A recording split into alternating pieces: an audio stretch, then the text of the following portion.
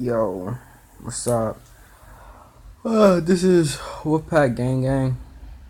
Yeah, I don't know about that name, but today I'm gonna ride to Mr. Nightmare 3 True Scary Vacation Trip / Trip Horror Stories. Let's go.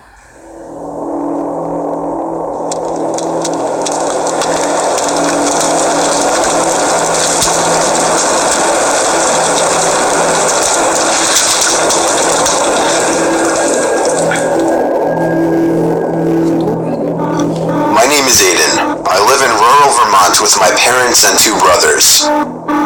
One weekend, when my parents were gone, my grandma had us take a little trip over to her house for the weekend. She has money, so she lives on a nice big private property, and she has things for us to do there. It was the closest thing to a vacation that we'd get all summer. I'm the oldest, and I was 15 at the time, so I guess my parents still didn't fully trust us to be left home alone at that time. Me and my younger brother were playing basketball out front until the sun was just starting to set. After that, we went inside and ate dinner. My grandma later called me down from my room because we left the door to the Morton building open. That confused me because we didn't even go into the Morton building. I went downstairs to the dining room window where I could see that the door was in fact open. It was dark out there now, but the light above the door was on and made it easy to see the opening. I called up to my two brothers, who both claimed they didn't open it. I expressed concern to my grandma, suggesting maybe somebody had broken in. She overreacted, as she does with everything. I went to the front door and looked out the glass up top, and literally screamed, "Holy..." Hold up.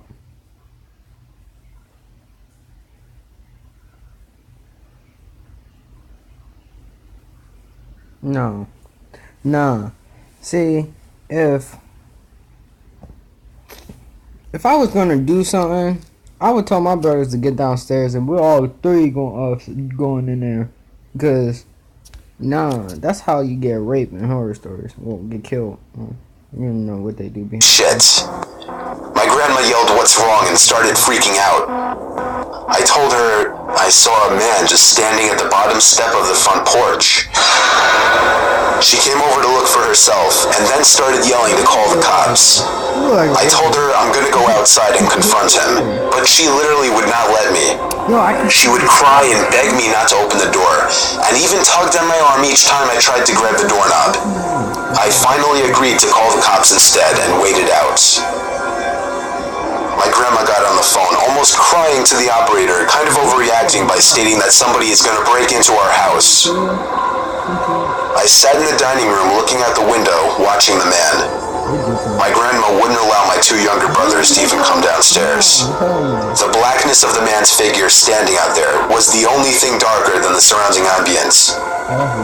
Finally, the man turned and walked past the window I was sitting by, seemingly circling to the back of the house. We tried to follow through the house, watching him through every window possible, until we lost him completely. Oh, hell no. We were in the den of the house, looking through the back window, but he was nowhere in sight. We had nothing to tell the police when they arrived, other than someone was standing at our I bet he said they were black. This nigga, he probably said they were black. front porch. They apparently had been in our Morton building, and they walked around back near the trees and disappeared. Nothing unusual was found in the Morton building, and they couldn't find the man anywhere on the property. They told us to call them back if we see them again, because realistically, there was nothing they could do. My grandma insisted we stay upstairs, and she would sleep down there for the night. Me and my brothers were playing on the GameCube that we brought along upstairs at around 10 o'clock when we heard my grandmother's heart-chilling scream coming from downstairs. We all panicked and sprinted all the way down to the den where we saw our grandma pointing into the pitch-black office. She said there was someone in there.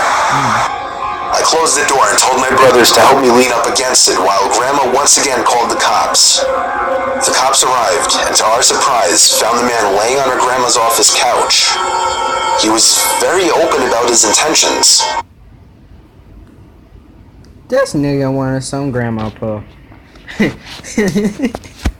Yo. He was ready. Yo. Spending the night in the warmth of the house. There were 2 windows that you couldn't exit from in that office, meaning the door we were blocking was the only exit. He admitted he simply entered the house through the den window, which was not locked. Oh, that's the window they looked from, and he was gone. Oh. They dumbasses. If you're gonna see him walk away from that window, wouldn't you lock that window? My grandma is 92 now. She's always been a skittish, worrisome little thing. But this event only made her that much more paranoid with just about everything.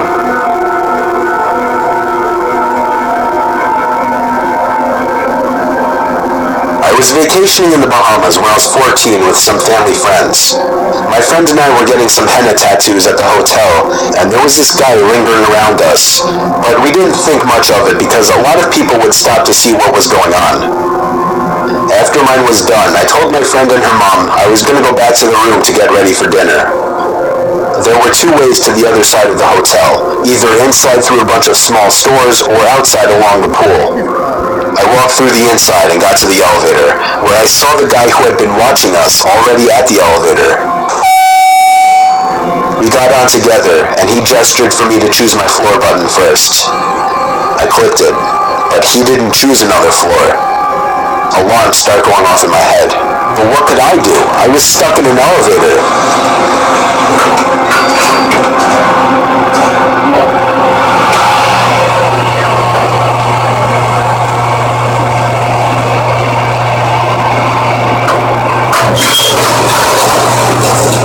The elevator stopped on my floor, and I started walking to my room. In this hotel, most of the rooms faced the ocean, so to the right in this hallway were just windows. I was in the very last room on that floor, and I could see the guy following me about 10 feet behind. About 2 doors from my room, he ran up and grabbed me. I kicked and screamed, and he dropped onto the floor. I ran to the room and locked myself in. After talking with security and giving a description, they found the guy and found out that he had actually been following me. No, not in movies, not in horror movies.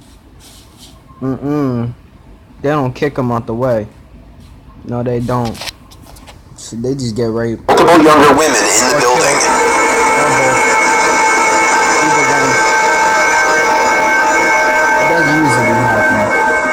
It was a few weeks ago.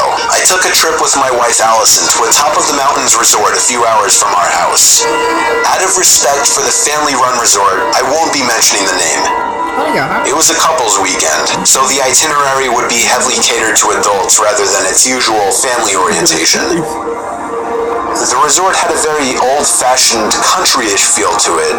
Everything...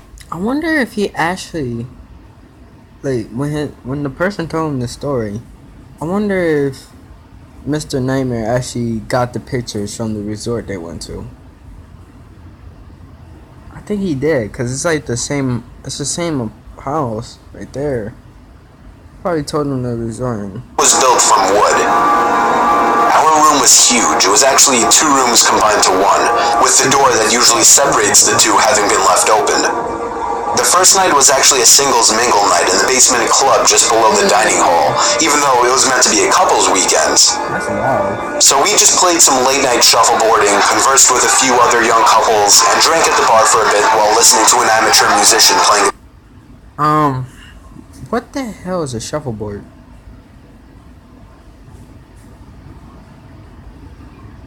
I don't know. Guitar up on the stage. No, it's not bad. When we got back to our room at around 12:30, it's a New York something. there was a rather disgusting smell. A new smell that wasn't there earlier. It smelled kind of skunky. Allison kind of playfully smacked my chest and accused me of smoking pot. However, I assured her I haven't even done so since I was in college. Allison went to the front desk in the main building and requested a different room. They denied the request as most of the rooms were booked, but they did send someone up to our room who agreed it smelled funky in there. The smell was mostly coming from the attached extra room that we weren't sleeping. Wait, if that's a person, doesn't that mean a nigga didn't take a bath? Oh. No. Again. He offered us a partial discount to our bill for the inconvenience and sprayed some Febreze from the closet around the room. Yeah, right. Like we took his suggestion to keep the door separating the two rooms closed, as a skunk might have gotten into the other room. We went to sleep shortly after, or at least tried to. As a few minutes after turning out the lights, me and Allison both heard a consistent thud-like sound every few seconds coming from the left of the bed in an adjacent room.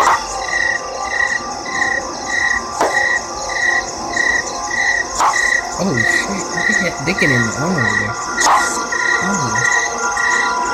Yeah, he doing that. We tried to ignore it and just wait it out, hoping it would stop, but it just became too annoying.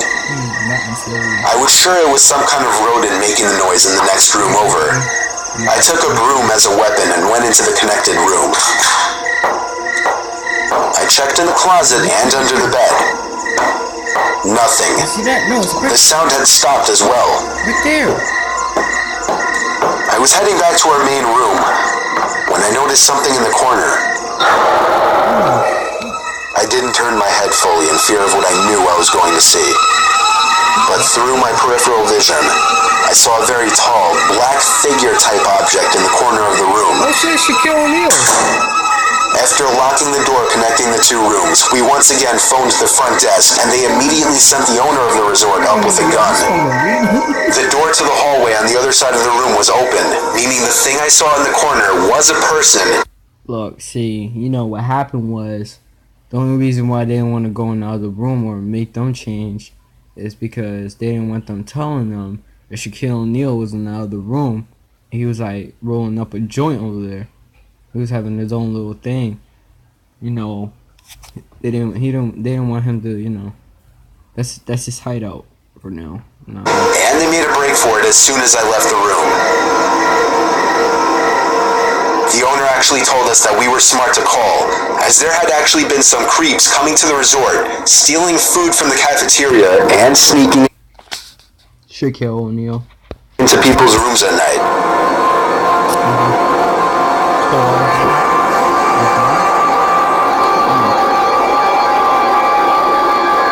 I'm not doing this. I'm pretty waking up. I can't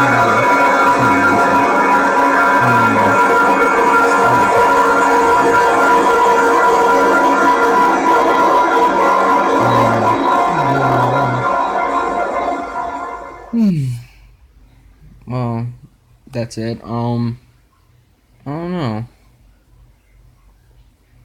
I